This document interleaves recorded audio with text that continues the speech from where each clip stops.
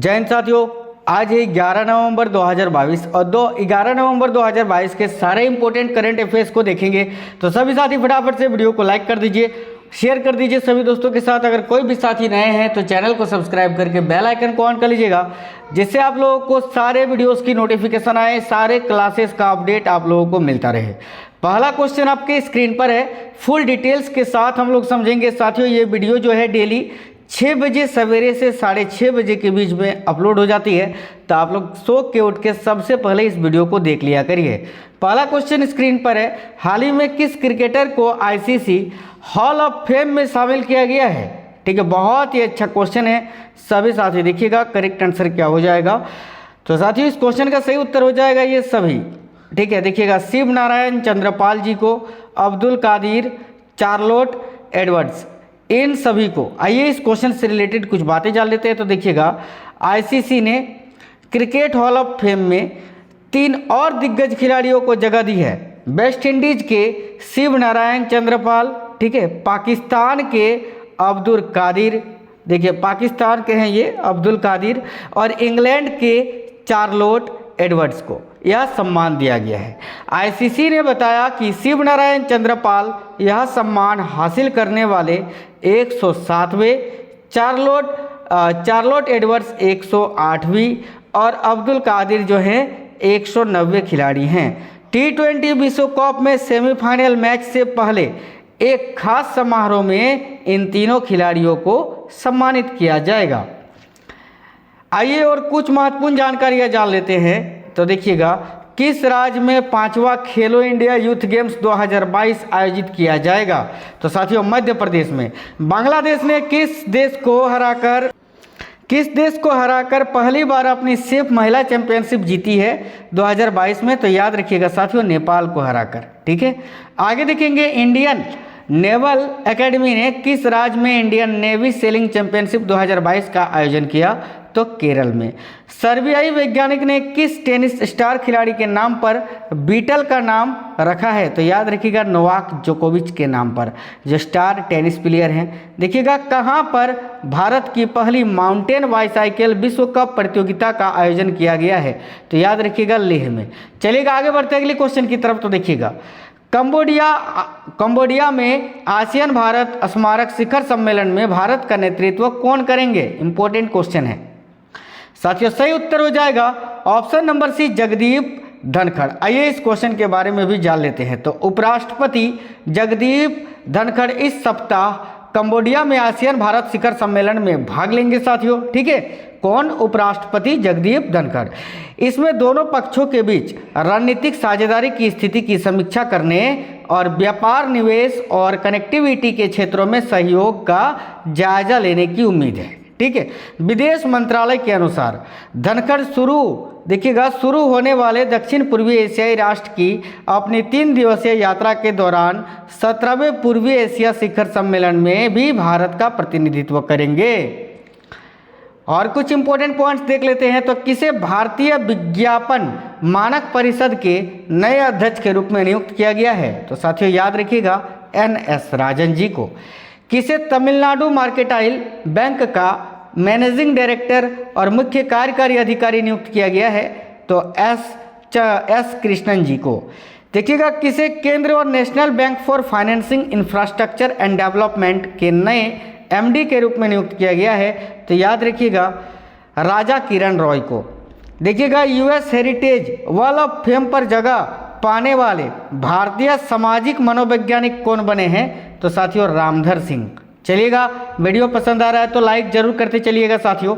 देखिएगा, उत्तर प्रदेश सरकार ने किस शहर को 2041 तक कार्बन न्यूट्रल टूरिज्म डेस्टिनेशन बनाने की घोषणा की है? तो सही उत्तर हो जाएगा साथियों इस क्वेश्चन का, मथुरा वृंदावन।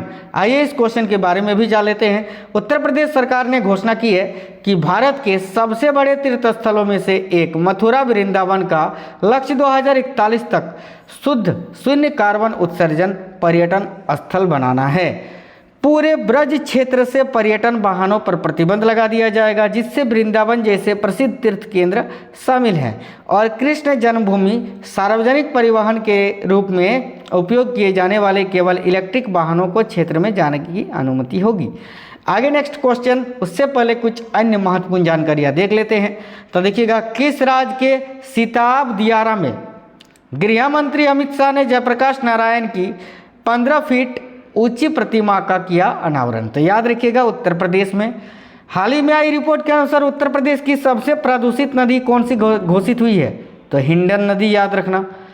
किस राज्य सरकार ने किसानों को एक विशिष्ट फार्म आईडी प्रदान करने की योजना बनाई है? तो Uttar Pradesh. Digital India mission के तहत केंद्र सरकार द्वारा प्रबंधित ई अभियान के उपयोग में कौन सा राज्य प्रथम है? तो उत्तर प्रदेश। आगे अगली क्वेश्चन देखिएगा, किस क्रिकेटर के द्वारा लिखित एक नई पुस्तक शीर्षक विनिंग द इनर बैटल का विमोचन किया गया? तो देखिएगा सही उत्तर क्या हो जाएगा? तो याद रखिएगा, Shane Watson. Option number 20 question का सही उत्तर हो जाएगा। आइए इस क्वेश्चन से रिलेटेड कुछ बातें जान लेते हैं। तो शेन वाटसन ने winning the inner ear winning the inner battle bringing the best version of you to cricket नामक एक नई किताब लिखी है। यह पुस्तक आपको वह सारी जानकारी प्रदान करेगी जिसकी आपको कभी भी गहराई से समझने की आवश्यकता होगी। हर बार जब आपके सर्वश्रेष्ठ प्रदर्शन की आवश्यकता हो तो अपना सर्वश्रेष्ठ संस्करण कैसे लाया जाए। शेन वाटसन ऑस्ट्रेलियाई क्रिकेटर के बेहतरीन ऑलराउंडर में से एक हैं जिन्होंने 298 बार अपने देश का प्रतिनिधित्व किया है। अन्य कुछ इंपॉर्टेंट बातें, तो गोल किस प्रसिद्ध भारतीय हॉकी खिलाड़ी की आत्मकथा है? तो मेजर ध्यानचंद, याद रखिएगा, ठीक है। मेजर ध्यानचंद करेक्ट आंसर हो जाएगा साथियों। गोल किस प्रसिद्ध भारतीय हॉकी खिलाड़ी की आत्मकथा है? मेजर ध्यानचंद की। वह प्रसिद्ध भारतीय हॉकी खिलाड़ी जिन्होंने अपनी आत्मकथा गोल्डन हैट्रिक नाम से लिखी है, तो बलबीर सिंह, याद रखिएगा।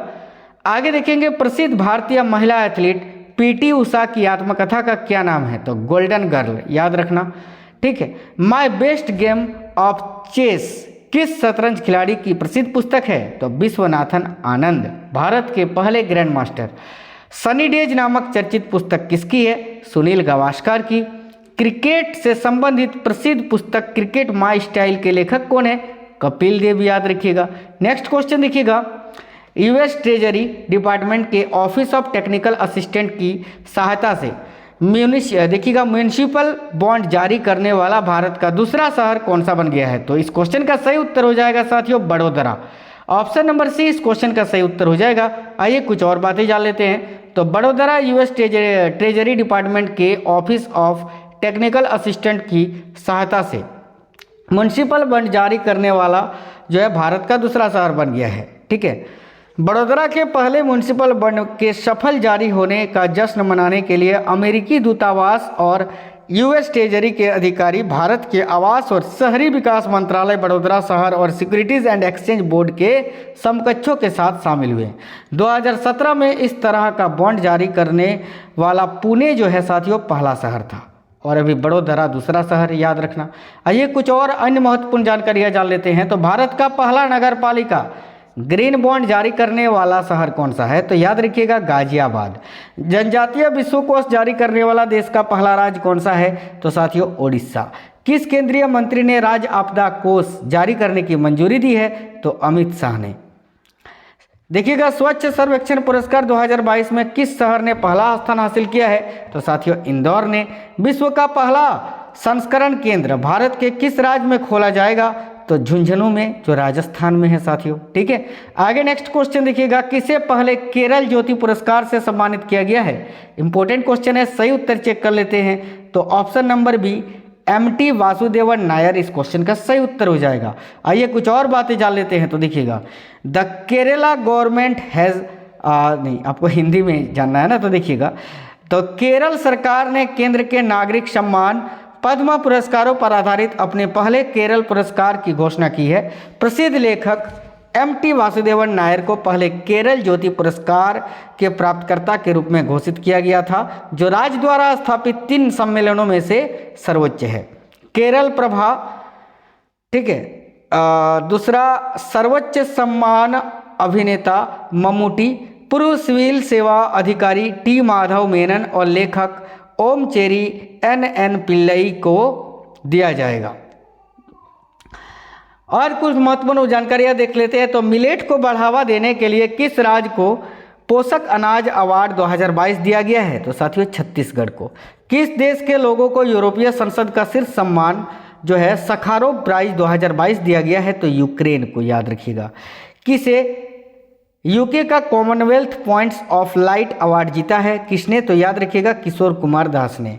किस देश की प्रसिद्ध इतिहासकार प्रोफेसर बारबरा मेटकॉफ को सर सैयद उत्कृष्टता पुरस्कार 2022 दिया गया है? तो अमेरिका के। ठीक है। हाल ही में किस क्रिकेटर को सितारा ए पाकिस्तान पुरस्कार से सम्मानित किया गया है? तो वेस्ट इंडीज के डेरन सेमी को। आगे नेक्स्ट क्वेश्चन देखिएगा। किस राज्य सरकार ने, साथियों देखिएगा बहुत ही इंपॉर्टेंट क्वेश्चन है, तो किस राज्य सरकार ने trees outside forest in India कार्यक्रम शुरू किया है? तो याद रखिएगा हरियाणा ने। आइए कुछ और महत्वपूर्ण बातें जान लेते हैं। तो हरियाणा में वन आवरण बढ़ाने के उद्देश्य से राज्य सरकार के वन विभाग और अमेरिकी अंतर्राष्ट्रीय विकास एजेंसी ने नई पहल शुरू करते हुए हरियाणा में trees outside forest in India कार्यक्रम शुरू करने की घोषणा की है। इसके माध्यम से किसानों, कंपनियों और अन्य निजी संस्थानों को साथ लाकर राज्य में पारंपरिक वन क्षेत्रों के बाहरी क्षेत्र में वन आवरण का तेजी से विस्तार किया जाएगा। अन्य महत्वपूर्ण जानकारियां देख लेते हैं। तो किस राज्य में विश्व का सबसे बड़ा सफारी पार्क बनाया जाएगा? तो याद रखिएगा हरियाणा में। किस शहर में एशिया के सबसे बड़े प्राइवेट अस्पताल का उद्घाटन किया गया है? तो फरीदाबाद, हरियाणा में। किस राज्य सरकार ने पालतू कुत्तों का पंजीकरण अनिवार्य कर दिया है? तो याद रखिएगा हरियाणा ने। किस राज्य में नवनिर्मित 2G एथेनॉल संयंत्र स्थापित किया गया है? तो पानीपत, हरियाणा में। किस राज्य में स्थित राखीगढ़ी में दुनिया का सबसे बड़ा हड़प्पा संस्कृति का संग्रहालय बनाया जाएगा? तो साथियों हरियाणा में। नेक्स्ट क्वेश्चन देखिएगा। राज्य भर में सोने की एक समान कीमत लागू करने वाला पहला राज्य कौन सा बन गया है? इंपॉर्टेंट क्वेश्चन है, सही उत्तर चेक कर लेते हैं। तो केरल, ऑप्शन नंबर ए। कुछ और महत्वपूर्ण जानकारियां तो देखिएगा। बैंक दर के आधार पर सोने का एक समान कीमत कारोबार शुरू करने वाला केरल जो है भारत का पहला राज्य बन गया है साथियों। ठीक है। देश की सबसे बड़ी सोने और हीरे की खुदरा श्रृंखलाओं में से एक मालाबार गोल्ड एंड डायमंड्स के अधिकारियों और all Kerala gold and silver merchant association के प्रमुख सदस्यों के बीच जो है एक बैठक में 919 शुद्धता वाले 22 कैरेट सोने का मूल्य एक समान रखने का निर्णय लिया गया है। विकास पर टिप्पणी करते हुए मालाबार समूह के अध्यक्ष MP अहमद ने कहा कि हम इस महत्वपूर्ण अवसर का हिस्सा बनकर बेहद खुश हैं। अन्य महत्वपूर्ण जानकारियां देख लेते हैं। तो देखिएगा, सेमीकंडक्टर नीति शुरू करने वाला भारत का पहला राज्य कौन सा है? तो साथियों गुजरात। किस राज्य की पुलमपारा भारत की पहली पूर्ण रूप से डिजिटल साक्षरता वाली पंचायत बनी है? तो केरल की। किस राज्य में देश की पहली ऑनलाइन ई-टैक्सी सेवा शुरू की गई है? तो साथियों केरल की। किस राज्य अथवा केंद्र शासित प्रदेश ने बच्चों के खिलाफ साइबर अपराध को रोकने के लिए क्विजम्प मोबाइल एप्लीकेशन लॉन्च किया है? तो केरल ने। कौन सा राज्य अपनी इंटरनेट सेवा वाला पहला राज्य बन गया है? तो केरल। नेक्स्ट क्वेश्चन देखिएगा। शांति और विकास के लिए विश्व विज्ञान दिवस कब मनाया जाता है? तो साथियों याद रखिएगा 10 नवंबर को। ऑप्शन नंबर डी सही उत्तर हो जाएगा। आइए कुछ और महत्वपूर्ण बातें जान लेते हैं। हर साल 10 नवंबर को संपूर्ण विश्व शांति और विकास के लिए विश्व विज्ञान दिवस के रूप में मनाया जाता है साथियों। शांति और विकास के लिए विश्व विज्ञान दिवस एक अंतर्राष्ट्रीय दिवस है जो पूरे विश्व स्तर पर मनाया जाता है। ठीक है। यह दिवस समाज में विज्ञान की महत्वपूर्ण भूमिका को हाईलाइट करता है और हर साल लोगों को जागरूक करने के लिए 10 नवंबर को यह दिन मनाया जाता है। यह दिन उभरते वैज्ञानिक मुद्दों पर बहस में व्यापक लोगों को शामिल करने की जरूरत के ऊपर भी प्रकाश डालता है। अन्य महत्वपूर्ण जानकारियां देख लेते हैं। तो देखिएगा, 7 दिसंबर को कौन सा दिवस मनाया जाता है? तो सशस्त्र सेना झंडा दिवस। इसके अलावा 7 दिसंबर को अंतर्राष्ट्रीय नागरिक उड्डयन दिवस भी मनाया जाता है। 9 दिसंबर को अंतर्राष्ट्रीय भ्रष्टाचार विरोधी दिवस मनाया जाता है। 10 दिसंबर को मानव अधिकार दिवस मनाया जाता है। 11 दिसंबर को अंतर्राष्ट्रीय पर्वतीय दिवस मनाया जाता है साथियों। और 12 दिसंबर को सार्वभौमिक स्वास्थ्य कवरेज दिवस मनाया जाता है। आगे देखेंगे अगली क्वेश्चन। भारतीय नौसेना के साथ जापान में मालाबार नौसेना अभ्यास में भाग लेने वाले देश कौन सा है? तो सही उत्तर हो जाएगा साथियों उपरोक्त सभी। देखिए, ऑस्ट्रेलिया, जापान और अमेरिका। आइए और कुछ बातें जान लेते हैं। तो भारत जापान के योकोसुका में शुरू होने वाले 26वें अंतर्राष्ट्रीय मालाबार नौसेना अभ्यास में भाग ले रहा है। मालाबार नौसेना अभ्यास में ऑस्ट्रेलिया, जापान और अमेरिका भी भाग ले रहे हैं।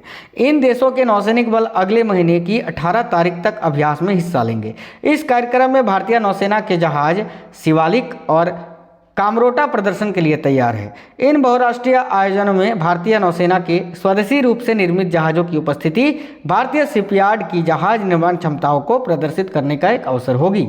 मालाबार अभ्यास 1992 में 1992 में भारत और संयुक्त राज्य अमेरिका की नौसेनाओं के बीच से शुरू किया गया था। साथियों, अन्य महत्वपूर्ण जानकारियाँ देख लेते हैं। तो इंडियन नेवल एयर स्क्वाड्रन 324 को कहाँ पर कमीशन किया गया है? तो याद रखिएगा, विशाखापट्टनम में। किस देश की नौसेनाओं ने इस देखिएगा इब सागर समुद्री अभ्यास आयोजित किया गया है? तो ब्राजील, दक्षिण अफ्रीका और भारत ने। ठीक है, आगे देखिएगा, भारत और किस देश के बीच अल नजा संयुक्त सैन्य अभ्यास आयोजित किया गया है? तो ओमान के बीच। भारत और किस देश की सेनाओं ने टाइगर ट्रम्प अभ्यास शुरू किया? तो अमेरिका, याद रखिएगा। कहाँ पर सिम्बेक्स 2022 युद्ध अभ्यास आयोजित किया गया है? तो साथियों, विशाखापट्टनम में। साथियों, आज के सारे इंपॉर्टेंट क्वेश्चंस जो हैं मैंने करा दिए हैं। आप लोग सभी साथी नीचे कमेंट बॉक्स में कमेंट करके जरूर बताइएगा कैसा ये आपको वीडियो लगा है, कैसे क्वेश्चंस थे। सभी साथी कमेंट कर बताइए। साथ ही सभी साथी लाइक कर दीजिएगा, अपने सभी दोस्तों के साथ शेयर जरूर करिएगा। मिलते हैं अगली वीडियो में, तब तक स्वस्थ रहें। जय हिंद साथियों, वंदे मातरम।